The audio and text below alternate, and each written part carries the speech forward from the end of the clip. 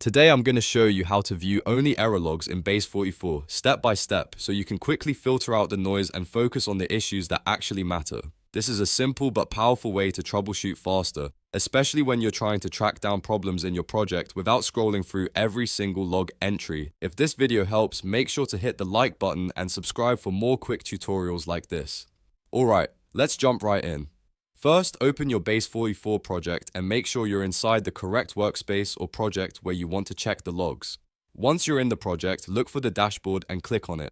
The dashboard is where you'll find the main overview and access to your project tools. After that, find and click on Logs. This is where Base44 stores the activity and system information for your project, including warnings, events, and errors.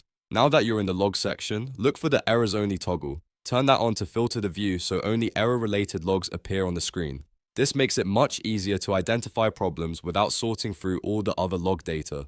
Once the toggle is enabled, Base44 will automatically narrow the results down to just the errors, giving you a cleaner and more focused view. From here, you can review the error entries and start troubleshooting whatever issue your project is facing.